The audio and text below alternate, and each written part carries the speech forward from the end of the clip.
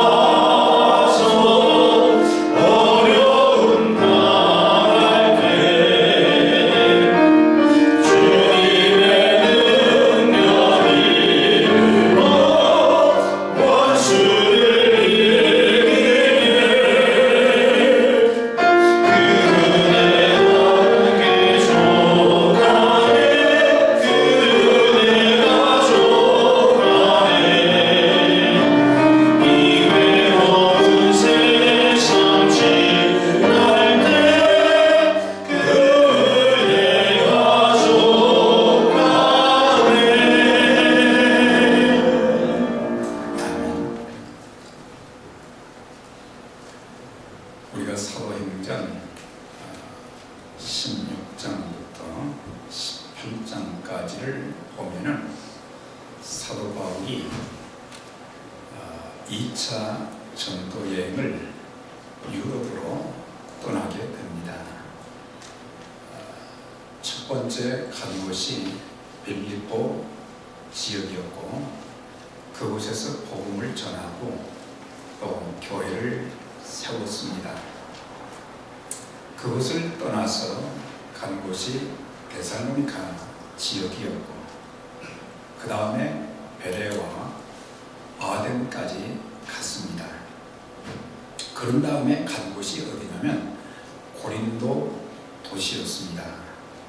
이 고린도는 우리가 그 지도를 보면은 옛날 그 헬라 시대 그리스도의 그 남쪽입니다. 북쪽은 마케도니아였고 남쪽은 아가야라고 하는 주였는데, 그 그 주의 수도가 고린도였어요.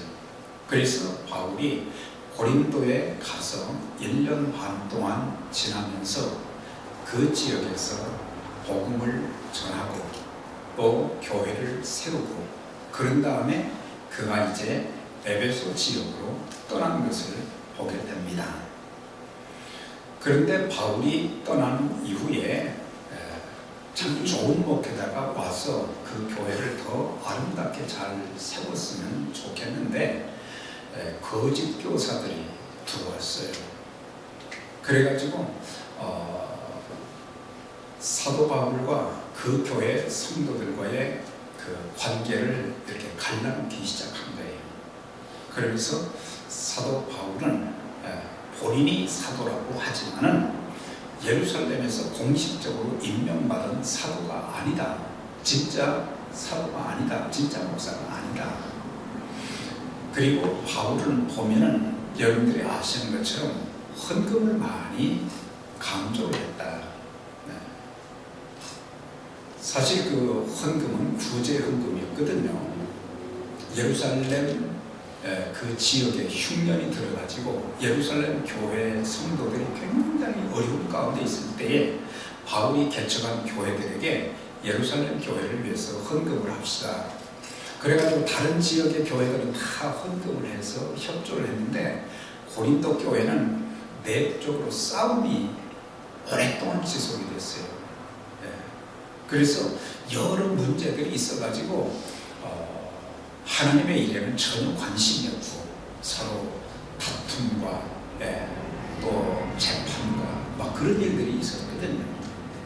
그래서 이제 바울이 그들에게 우리가 눈을 돌려서 하나님 나라 확장 그리고 또한 교회들 어려운 예루살렘 교회를 돕는 그 일에 우리의 관심을 쏟아야지 자꾸 내부적으로 이렇게 시끄럽고 싸우면 되겠는가.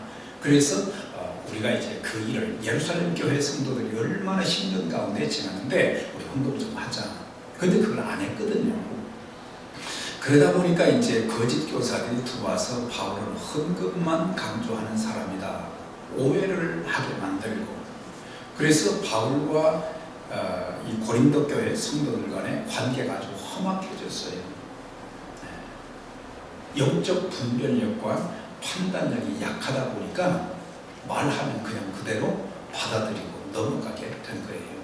그래서 나중에 그런 얘기를 바울이 듣고 고린도에 가서 참 성도들에게 그 입장을 설명하려고 했는데 성도들이 거짓 교사들의 말을 아주 그냥 확고하게 믿고는 바울을 그곳에 오지도 못하게 만든 거예요.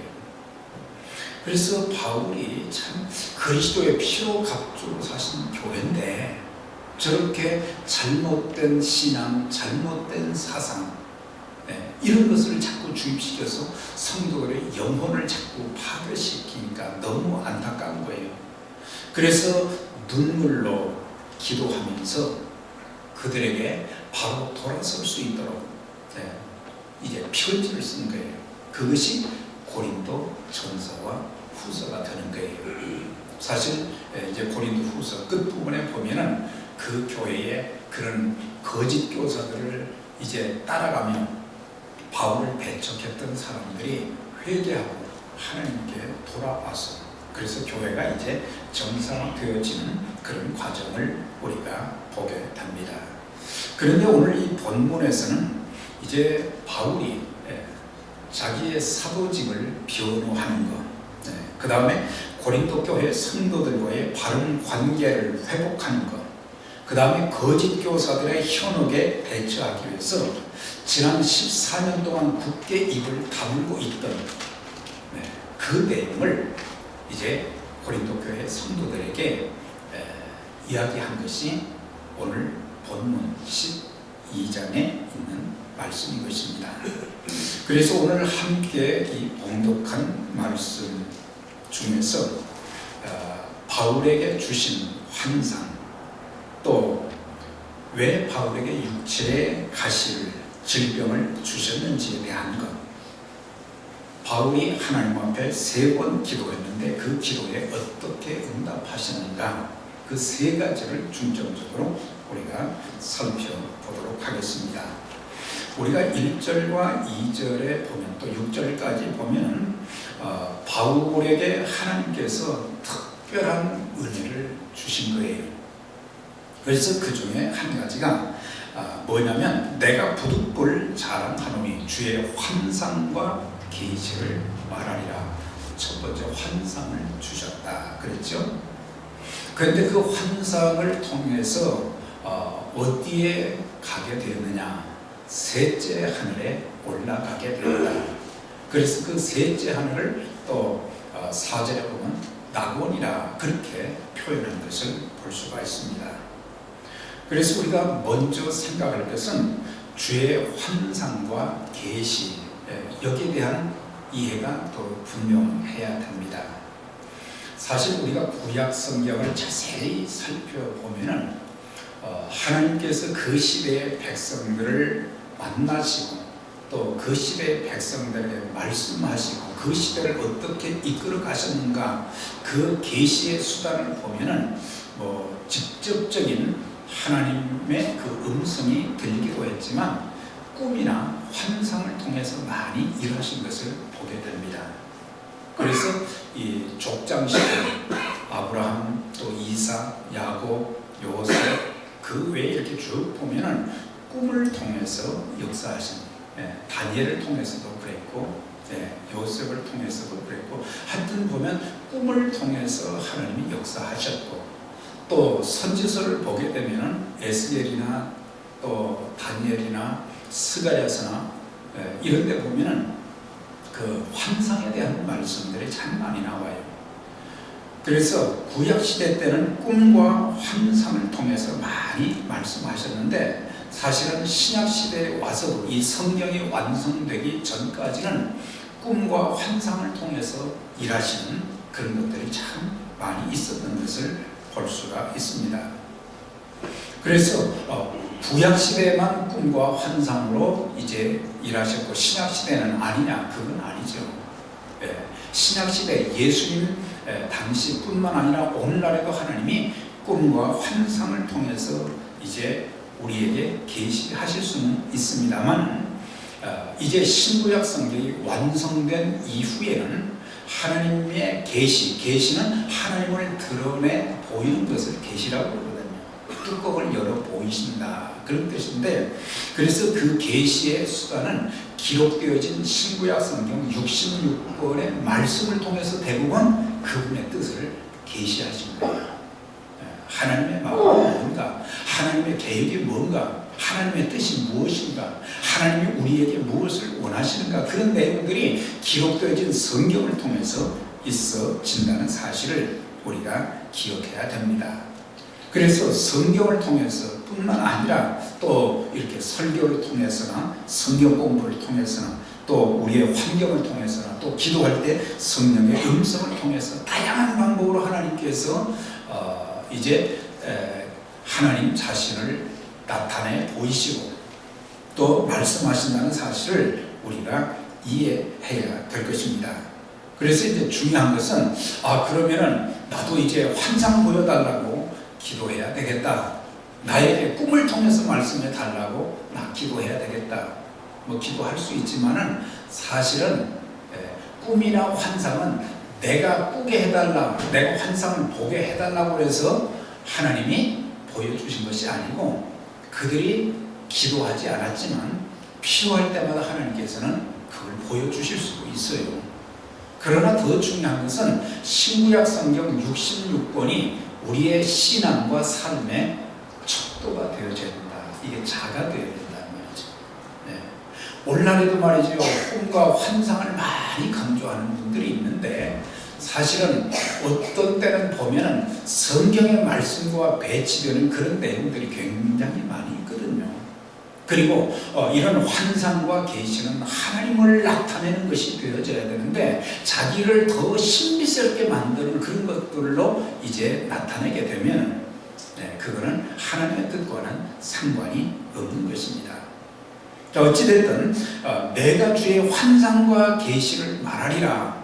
그러니까 14년 동안 그가 14년 전에 환상을 보면서 천국에 갔던 일들, 천국에서 주님께로부터 들은 그 말씀들을 입을 딱 봉하고 있었는데, 이 거짓 교사들이 고린도 교회에 들어와서 성도들의 신앙을 도적질해 간단 말이죠. 그래서 자기의 그 사도직의 변호와 더불어 이제는 천국의 그 비밀을 이렇게 말하면서 하나님께서 나를 세우시고 하나님께서 복음의 사역을 위해서 교회를 세우는 일에 나를 이렇게 쓰신다는 것을 나타내기 위해서 무익하지만, 별로 유익한 것은 아니지만 부득불 자랑하노니 주의 환상과 계시를 말한다 그랬습니다. 그런데 그가 셋째 하늘에 이끌려갔다. 셋째 하늘. 그러니까 유대인들의 그 개념으로는 이제 이 공중을 가리켜서 첫째 하늘이다. 또 이 대기권을 향해서 둘째 하늘이다. 그리고 하나님의 계신 천국을 셋째 하늘이라 그렇게 표현했어요. 그런데 또 4절에 보니까 낙원이라고 하는 그런 이름이 나오잖아요. 그럼 낙원은 뭐고 천국은 뭐냐? 유대인들의 입장에 있어서는 이 낙원은 의인들이 천국에 들어가기 전에 머무는 장소다 그랬는데, 우리 예수 믿는 사람들은 그렇게 이해하면 안 됩니다. 예수님께서도 오른편 강도에게, 회개한 강도에게 내가 오늘 나와 함께 어디에 있으리라? 낙원에 있으리라 그랬거든요. 그래서 우리는 낙원을 다른 생각을 갖지 말고 천국, 주님이 계신 곳을 낙원이라 그렇게 말했다. 그렇게 이해하면 문제가 없을 것입니다. 그런데 이 사도 바울이 14년 전에 환상을 통해서 자기도 모르게 자기가 몸 안에 있었는지 몸 밖에 있었는지 모르는데 가서 보니까 하나님 나라란 말이죠. 천국을 가서 보니까 너무너무 아름답고, 거기서 주님께서 바울에게 어떤 말씀을 하셨어요. 어떤 내용을 말씀하셨다는 그런 내용은 없지만 사람이 가히 이르지 못할 말이로다. 그러니까는 아주 신비한 하나님의 그 음성, 그리고 하나님의 계획, 하나님의 뜻, 하나님이 어떻게 일하시고 하나님이 무엇을 기대하시는지 그런 것들을 들었는데 자기 입술로는 다 표현을 할 수가 없을 정도로 그렇게 아름다운 말을 들었다 그랬어요. 이런 정도 되면 말이죠, 우리는 얼마나 자랑하고 싶겠어요. 나 천국 갔다 왔어.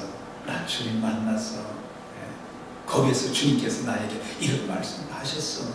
자랑하고 싶은데 바울은 그것을 14년 동안 숨겼다 그랬습니다. 왜 그랬을까? 저는 두 가지로 이해를 합니다. 하나는 남들이 가보지 못한 천국, 남들이 듣지 못한 말을 이제 주님께로부터 들음으로 혹시라도 내가 교만할까 봐서, 그래서 바울은 늘 자기 자신을 이제 다스리면서 교만하면 안 되겠다. 하나님 앞에 늘 겸손한 마음을 가져야 되겠다. 그래서 사람들에게 주님이 나에게 하신 말씀, 천국의 그 찬란한 그 아름다운 그런 것들을 사람들에게 말하지 않고 지냈고, 또 하나는 다른 사람들이 천국을 안 가봤으니까 내가 본 그 천국을 사람들이 이해하지 못할까봐, 그래서 그는 14년 동안이나 그것을 숨기고 있었는데 이제는 안 되겠다. 그래서 고린도 교회 성도들에게 바로 이 셋째 하늘에 올라가서 주님의 음성을 들은 그 내용을 이제 그때서야 밝히기 시작하는 것을 보게 됩니다. 자, 우리가 천국에 대해서 또 생각해야 될 것이 있는데, 그 천국은 어떤 곳이냐? 첫째로는 주님이 계신 곳이 천국이라고 하는 거죠. 그럼 지옥은 어떤 곳이냐? 불타는 못이다. 영원히 꺼지지 않는 불타는 못인 동시에 거기는 주님이 안 계신 곳이에요. 주님이 계신 곳이 천국이다. 그러니까 우리가 죽어서 가는 영원한 천국, 주님이 우리 마음에 성전 삼고 주인 이제 되셔서 우리 마음을 다스릴 때 마음의 천국이 될 수 있고, 또한 주님께서 가정을, 온 가족들을 이제 다스림으로, 그래서 가정의 천국, 파라다이스, 가정의 천국. 그 다음에 주님께서 교회를 다스릴 때, 그러니까 모든 교회의 성도인들이 주님의 다스림을 받게 될 때 거기에 속한 공동체인 교회는 천국의 한 모습을 우리가 경험하게 되는 것이다 라고 하는 거죠. 여러분들 심령뿐만 아니라 여러분들의 가정, 또 우리가 섬기는 교회가 바로 천국과 같은 아름다움이 넘치시기를 주의 이름으로 축원합니다. 그래서 여기 오면, 교회에 오면 말이죠, 하나님이 오늘도 예배 가운데 임재하셔서 그분이 바로 이 강단의 의자에 앉아 계시고 우리의 마음을 지배하시고, 우리의 삶 속에 고통과 어려움이 있지만 그런 가운데서도 하나님께서 내 마음에 이제 고통스러운 부분들, 상처난 부분들, 갈등되는 부분들, 이런 것들을 말이죠, 안수하시고 또한 해결해 주시고, 그래서 우리 눈에 눈물이 흘렸었는데 이제는 하나님이 주시는 그 은혜가 넘쳐서 즐거움으로 하나님을 찬송하며 예배할 수 있고, 그런 천국, 주님이 계신 곳. 자, 그런데 요한계시록 21장 파워포인트를 좀 보세요. 거기 보면 21장에 보면 천국은 각종 보석으로 단장된 곳이다. 같이 한번 우리 봉독합니다. 시작.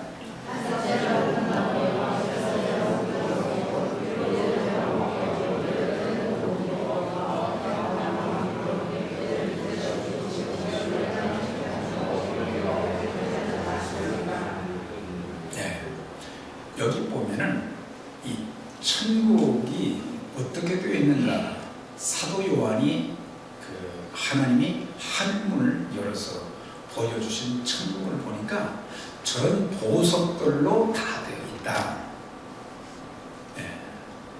우리는 듣지도 보지도 못한 그런 그 보석들로 이렇게 만들어져 있는 그런 천국의 모습을 보게 되는데, 이제 문자적으로 우리가 해석을 하게 되면 저런 보석들로 되어 있다, 우리가 그렇게 받아들일 수 있고, 그러나 요한계시록은 해석할 때 문자적인 것도 우리가 문자적으로도 해석해야 되고 역사적으로도 해석해야 되지만 상징성을 가지고 상징적으로 해석할 부분들이 많이 있거든요. 문자적으로 해석하면 어떤 것은 잘 연결이 안 될 때가 많은데 상징성이 굉장히 많은 거예요. 그러니까는 천국은 어떤 곳이냐, 세상의 그 어떤 보석, 어떤 언어로도 다 설명할 수 없을 만큼 영광스럽고 찬란하다는 것을 여기서 말씀해 주고 있는 거예요. 그래서 천국과 지옥이 엄청나게 대비되는 그런 모습을 보게 되거든요. 그러면서 또 한 가지는 예수 그리스도의 피로 구원받은 성도들의 모임인 교회가 이 땅에서는 사단의 공격을 받아서 때로는 바람 앞에 촛불처럼 위태한 적도 있고, 또 교회의 모습을 보면 참 초라할 때도 많잖아요. 참 작은 교회들, 또 병든 사람들, 삶의 고통을 겪는 사람들 보면 교회가 좀 힘이 있어야 되는데 굉장히 약한 것 같아요. 그러나 천국에 올라가면 그 어떤 보석으로도 비교할 수 없을 만큼 성도들은 존귀한 자들이라는 것을 가르쳐 준다는 것입니다. 그렇게 존귀하다는 거예요. 세상에서 볼 때는 뭐 나이 많고 주름살 많고 머리 다 빠지고 이가 빠지고 병들어서 말이죠, 침상에 누워있고, 그러나 예수 그리스도의 그 구원의 복음을 받아들인 사람들, 예수님의 죽으심과 부활을 믿는 사람들에게는 하나님께서 왕같은 제사장이 되게 하시고, 그리고 영원한 천국에서 주님이 그렇게 존귀하게 여기는 사람들이 될 수 있다는 그것을 가르쳐 주는 거예요. 그래서 이사야서 43장에도 그런 말씀이 있잖아요. 하나님의 백성들을 가르쳐서 뭐라고 했습니까? 존귀하고 보배롭다, 그런 말을 했어요.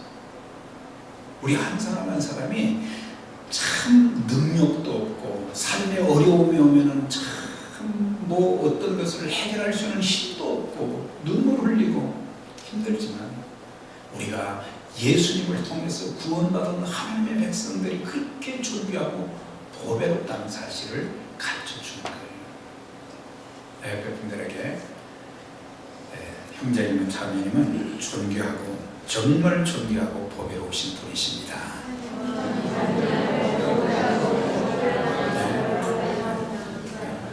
하나님의 형상대로 지어주셨을 뿐만 아니라 우리 모두가 얼마나 존귀한 사람들인데 우리는 종종 무시할 때도 많잖아요. 우리는 비교할 수 없을 정도로 하나님이 그만큼 사랑하시는, 그래서 독생자 예수 그리스도를 십자가에 못 박혀 죽이시기까지 우리를 사랑하시고, 우리를 위해서 죽어주셨고, 우리를 위해서 다시 살아나셨고, 우리를 언젠가는 영원한 천국으로 주님이 계신 그 찬란한 하나님 나라로 우리를 인도하신다는, 우리가 장례식 때 많이 부르는 찬송 있잖아요. 황금보석 꾸민집에, 황금보석 꾸민집에 우리가 들어가게 된다. 그래서 사람들이 말이죠, 죽을 때가 되면은 말이죠, 천국을 그렇게 사모하는 거예요. 평상시는 이 땅이 좋사오니, 그러다가 이 땅도 좋지만 천국, 주님이 오라고 하시면 아니다, 하나님 저 조금 더 살아야 되겠습니다, 그게 아니라 할렐루야 하면서 그냥 저 같으면 올라가겠습니다. 하나님이 계신 그 천국은 하나님의 위로와 상급이 있는 곳이다. 거기 보면 모든 눈물을 그 눈에서 닦아주시니 다시는 사망이 없고 애통하는 것이나 곡하는 것이나 아픈 것이 다시 있지 아니하다. 하나님 나라는 그런 곳이다. 그러면서 보라, 내가 속히 오리니 내가 줄 상이 내게 있어 각 사람에게 행한 대로 갚아줄 것이다. 천국에 이제 인도하시기만 하는 것이 아니라 우리를 영접해 주신 것으로 끝나지 않고, 우리가 주님을 위해서 참 고통 중에도 주님을 섬기고 하나님의 일이 이루어지도록 영혼 구원을 위해서 때로는 허리띠를 졸라가면서 선교 헌금을 드린 그 모든 것들 하나님 기억하시고 상급을 주신다. 구원은 행위가 아닌 은혜지만은 상급은 믿음을 가진 사람들의 행함에 따라서 주어지는 것입니다. 그래서 계시록에 보면 오직 어린 양의 생명책에 기록된 자들만 들어가게 된다. 그 아름다운 천국에 어떤 사람들이 들어가느냐? 생명록에, 어린 양의 생명책에 기록된 사람들만 들어간다. 여러분들, 내가 예수 이름으로 내 이름이 하나님 나라의 생명책에 기록된 것을 믿으시면 아멘 한번 합시다. 이걸 확실해야 돼요. 내가 뭐 좀 못하는 것이 있어도 한 가지 분명한 것은 내가 예수 믿어 구원받고 하나님의 자녀가 되었고 나를 위해서 하나님이 영원한 천국을, 그 아름다운 천국을 예비해 주셨다는 거기에 대한 자부심, 이게 있어야 되거든요. 특별히 나만 구원받은 것이 아니라 우리의 가정의 자녀들, 형제들, 우리 부모님들 아직도 주님을 만나지 못했다면 정말 그들을 위해서 눈물로 기도하고 복음을 전해서 참 온 가족이 구원받는 그런 역사가 있어야 됩니다. 구원의 역사. 그래서 사실 사도 바울이 복음을 전하면서 참 또 교회를 세우면서 어려움이 굉장히 많이 있었어요. 뭐 매도 맞고 감옥에도 갇히고 돌에 맞기도 하고 배가 파손되기도 하고 때로는 굶기도 하고 헐벗기도 하고 말이죠. 그러면서도 그가 줄기차게 하나님의 사역을 감당할 수 있었던 그 힘이 어디서 나왔습니까? 첫째는 성령님의 도우심, 성령께서 은혜를 주시고 성령께서 힘을 주시고 뿐만 아니라 천국에 가서 셋째 하늘에 올라가서 주님께서 주신 그 말씀, 천국의 아름다움, 그것을 자기의 마음속에 간직했기 때문에 그래서 그는 아무리 힘들고 어렵고 누가 뭐 중상모략하고 비방해도 그는 주님이 나를 아시고 나를 용접해 주실 것이기 때문에 이 땅에서 사람들이 그를 좌절시킬 수가 없었던 것은 바로 성령님의 도우심과 그 아름다운 모습 또한 주님께서 주신 그 말씀을 기억하면은 얼마든지 감당할 수 있었던 것을 보게 되는 것입니다. 그렇다고 해서 우리도 뭐 하나님 이 사도 바울에게 보여주셨던 그 환상을 통한 천국 나도 보게 해달라고 그렇게까지 기도할 필요는 없죠. 왜? 성경을 보면 다 나와 있어요. 사도 바울이 본 천국에 요한계시록 읽어보면 다 나와 있어요. 우리는 중요한 것은 기록되어진 말씀을 붙잡고 그걸 내 마음에 이제 담고 견고하고 흔들리지 말고 주님의 일에 힘쓰는 것, 나를 통해서 하나님이 기뻐하시는 일들이 많이 이루어지는 것, 그 일에만 쓰임받으면 되는 것입니다. 그런데 그가 말이죠, 여러 계시를 받은 것이 지극히 크므로 이렇게 엄청난 계시, 엄청난 은혜를 많이 받았는데 한 가지 그의 육체에 질고가 있었다 그랬어요. 그 질고가 어떤 것이었는지 자세하게 나오지 않았지만 아마 안질이었을 것이다. 눈이 이렇게 눈의 질환으로 인해서 늘 고통을 겪었다. 뭐 그렇게 나옵니다만 어찌됐든 하나님 나에게 이 육체의 가시, 육체의 가시를 제거해 주십시오. 하나님 앞에 3번 기도를 했다 그랬어요. 그런데 하나님께서 뭐라고 말씀하시냐? 내 은혜가 내게 족하도다. 그렇게 응답을 하시고 고쳐주지 않은 것을 보게 돼요. 그런데 바울이 깨닫게 된 것이 너무 자만하지 않게 하시려고, 교만하지 않게 하시려고 하나님이 그에게 얼마나 은혜를 주셨는지 말이죠. 엄청난 은혜를 주셨어요. 구원의 은혜를 주셨지요. 사도의 직분을 주셨지요. 그 다음에 교회를 세울 수 있도록 해주시고 교회를 한 교회도 아니고 말이죠. 많은 교회를 섬기게 했거든요. 뿐만 아니라 그가 안수하면 성령이 임하고 방언을 하게 되고 예언도 하게 되고 손만 얹으면 병이 나는 치유의 은사도 주셨어요. 그렇게 많이 주셨단 말이죠. 그러니까는 얼마든지 교만할 수 있는데 육체의 가시를 주셨어요. 그 가시 때문에 하나님을 의지하게 만들고 겸손하게 엎드려 기도하게 만들고 자신을 절제하게 만드는 그런 것이라는 것을 나중에 알게 된 거예요. 아, 나로 하여금 교만하지 않게 하시기 위해서 그렇게 하신다는 거. 그래서 우리는 절대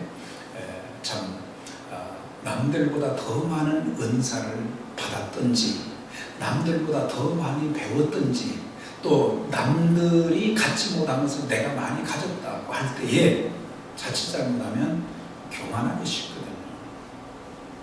평생 겸손하게 믿음 생활하고 주님을 섬기는 저와 여러분들이 되시기를 바랍니다. 교만은 패망의 선봉으로 거만한 마음은 넘어짐에 앞잡는다. 목이 고르면 안 된다는 것이죠.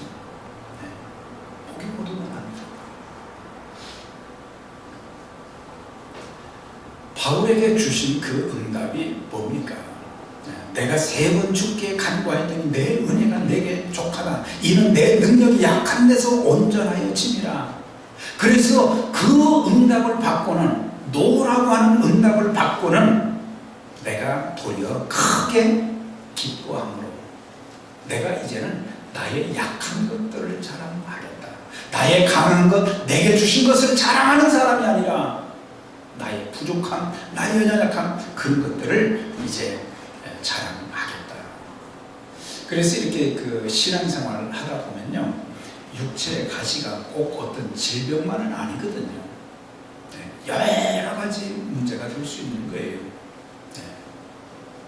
그것이 가족들이 될 수도 있고, 성도들이 될 수도 있고, 직장에서 일이 될 수도 있고, 하여튼 이 가시가 다 나쁜 것만은 아니었다는 거예요.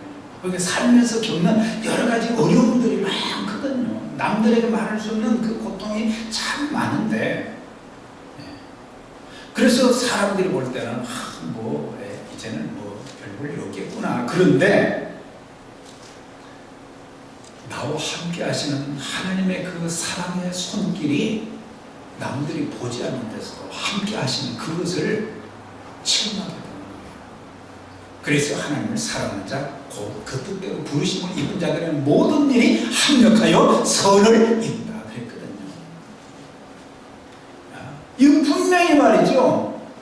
이거 안 되는 건데 하나님이 역사하셔서 합력해서 선을 이루게 하시고, 내게 육체의 가시가 없었더라면 내 영혼이 하나님 앞에 엎드리지도 않을 것이고, 그분의 말씀에 순종도 안 했을 거예요. 교만했을 거예요. 나는 남들보다 더 많은 것을 가진 사람이다. 그런데 그 육체의 가시 때문에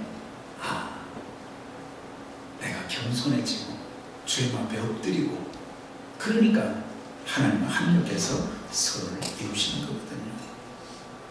여러분들에게 주신 은혜는 어떤 것입니까? 바울에게 이런 은혜를 주셨는데, 여러분들에게 주신 은혜, 아마 바울과 비슷한 부분들이 많이 있을 거예요. 영혼이 구원받았지요. 또한 천사도 흠모하는 귀한 직분도 받았잖아요. 이 직분이 얼마나 귀한 직분인지 그걸 알아야 되거든요.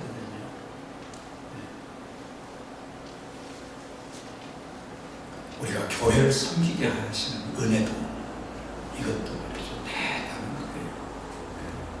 교회가 크든지 작든지 내가 내 몸과 시간과 물질을 들여서 섬기는 그런 교회, 기쁨으로 섬길 수 있는 교회가 있다는 것이 얼마나 큰 은혜냐 말이죠. 때로는 내가 전혀 예상치도 못했고 구하지도 않았는데 하나님이 선물로 주신 것들이 참 너무 많아요. 기도한 것은 다 응답을 주시지만, 기도하지 않았는데도, 내가 예상하지도 않았는데 하나님께서 나에게 은혜를 주시고 나를 통해서 주의 일을 이루어갈 수 있도록 만들어 주시는 이런 것을 보면요,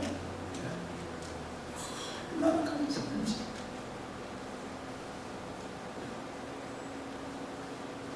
내 능력이 약한 데서 온전하여 짐이라.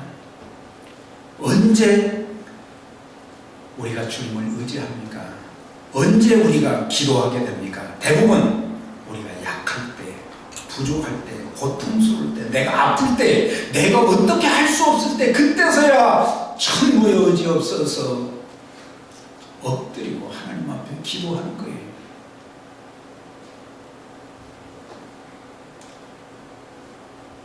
건강하고 모든 것을 다 가지게 되면 우리는 하나님을 잘 의지하지 않습니다. 기도하지 않습니다.